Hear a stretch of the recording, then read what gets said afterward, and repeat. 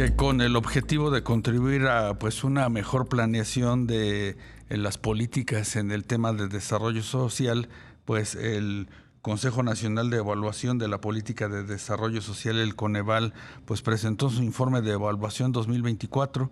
Es una institución muy importante porque, pues digamos que desde una visión neutral, desde una visión objetiva, pues analiza mucho de lo que se está haciendo en materia de políticas públicas en el tema concretamente de la pobreza y bueno, ver qué tan efectivas son estas tareas, estos programas que tiene el gobierno. Y bueno, para platicar de este tema, y le damos las gracias que nos acompañe en esta tarde, está Guillermo Cejudo, él es consejero de Coneval.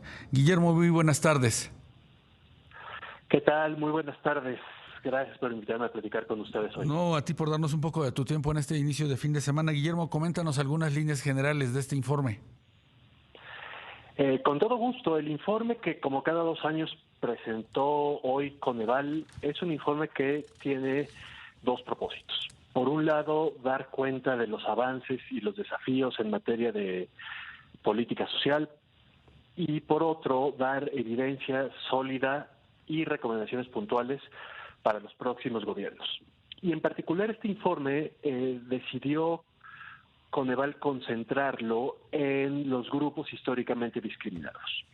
Es decir, por un lado tenemos, ya lo sabemos, y son cifras que gracias al trabajo de Coneval pues se han vuelto ya parte de la discusión pública. Tenemos datos sobre los 46.8 millones de personas que viven en pobreza o el 9.1 millones de personas en pobreza extrema.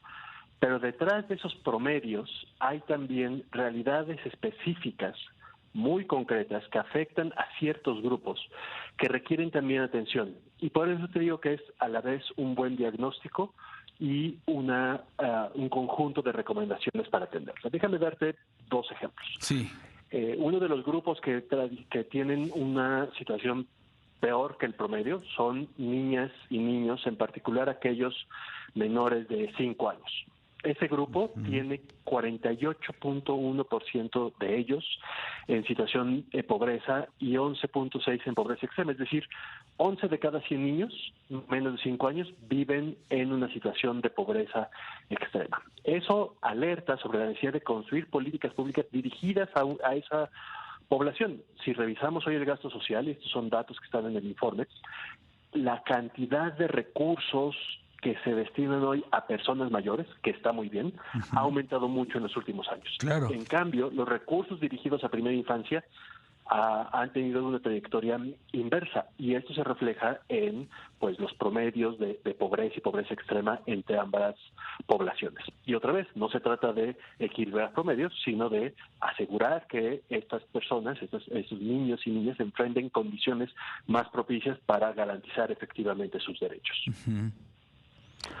Y me decías también que otro ejemplo, ese es el primero, y el segundo, ¿cuál sería, Guillermo? Hay un segundo ejemplo que creo que es muy importante, es las y los jóvenes.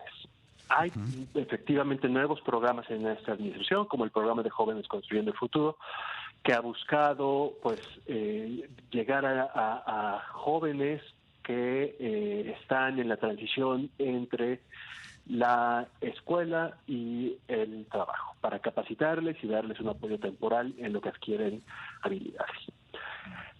Pero el informe nos alerta de nuevo sobre una realidad aún más compleja. Hoy sabemos que son este grupo de población quienes se encuentran sobrerepresentados en desempleo. Son ellos quienes en mayor proporción, si trabajan en el sector informal, sí, perciben bajos salarios y enfrentan inestabilidad, falta de prestaciones y desprotección social. Y tú sabes que los primeros trabajos son determinantes para la vida laboral y en los momentos en los que empieza una vida profesional, a desarrollar una vocación sí, y a construir un patrimonio, estos jóvenes enfrentan una situación particularmente compleja que de nuevo llama a políticas públicas que pongan atención a esta problemática. Estamos hablando de jóvenes entre qué edades, Guillermo. A jóvenes entre 18 y 25 años. Claro. Entonces, digamos que a partir de esta evaluación que hace Coneval, muy interesante, pues estamos viendo de que, pues, a partir de de una situación de pobreza o bien de pocas oportunidades para tener un mejor trabajo, o hay, digamos, que un rezago importante en las generaciones que estarán encabezando pues la población económicamente activa en los próximos años. Exactamente, y al mismo tiempo encontramos desigualdades severas, por ejemplo, con mujeres que, déjame darte un dato, las mujeres adultas mayores, es decir, aquellas de más de 65 años, para la mitad de ellas, su principal ingreso monetario son los programas sociales. Sí. Lo cual es están por, ese promedio es el doble de hombres, ahí hay una desigualdad importante. Y ya pensando también en mujeres indígenas en el ámbito rural, ellas pues tienen una vida completamente desconectada de las instituciones de seguridad social. El 97% de ellas jamás han cotizado en una institución de seguridad social. Este es de nuevo un acumulado de desigualdades que generan pues obstáculos continuos para, ya sea en el ciclo de vida o por grupos poblacionales, para acceder a los derechos sociales. Y por eso el informe, en su segunda parte, hace un diagnóstico de la oferta de programas sociales y su capacidad para incidir en estas poblaciones, pero más importante, ofrece ideas y recomendaciones sobre cómo la planeación nacional, que iniciará pues con el gobierno federal a partir del 1 de octubre y en gobiernos estatales y municipales que tomarán posesión en los próximos meses, para que en sus planes y programas adquieran dos cosas. Por un lado, una perspectiva de curso de vida. Es decir, entendamos que la protección social no son programas fragmentados, que de repente hay una beca por aquí, un apoyo por allá, sino que tiene que ser algo que acompañe desde que nacen hasta que son adultos mayores, de acuerdo a conforme va cambiando sus condiciones. Cuando entran a un trabajo, cuando lo pierden, cuando se enferman, cuando crecen, cuando crean una familia y establecen una vivienda, cada uno de esos cambios tiene que estar acompañado por una política social que asegure que los derechos van siendo garantizados. Y esa es, por otro lado, la implicación segunda, que es una política social con una lógica íntegras. Durante mucho tiempo, y esta última administración no ha sido excepción, lo que hemos tenido son programas que crecen y que pueden ser muy importantes, pero que no logran estas acciones integrales desde un enfoque de derechos. Te doy un ejemplo de las implicaciones de esto. Reconociendo la importancia de los apoyos económicos y del crecimiento en las transferencias monetarias que ha habido en los últimos 6 años, debemos reconocer que, sin embargo, es importante complementar esos apoyos que ayudan al ingreso con un conjunto adicional de servicios que garanticen el derecho, por ejemplo, a la salud, a la vivienda digna y decorosa, a los servicios públicos. No porque esté mal ofrecer apoyos para cubrir los ingresos, sino porque es apenas una porción del desafío de acabar con la pobreza. Claro, Guillermo. Guillermo, finalmente, y un comentario breve a partir pues de todos los cambios que se vienen hacia adelante con la desaparición de Coneval. ¿Quién nos va a dar esas recomendaciones, estos análisis que ustedes puntualmente hacen? Pues mira, yo creo que es muy importante que el legislativo en septiembre valore con mucho cuidado el diseño institucional necesario para que el Estado mexicano pueda seguir teniendo una evaluación de programas y una medición de pobreza que genere confianza.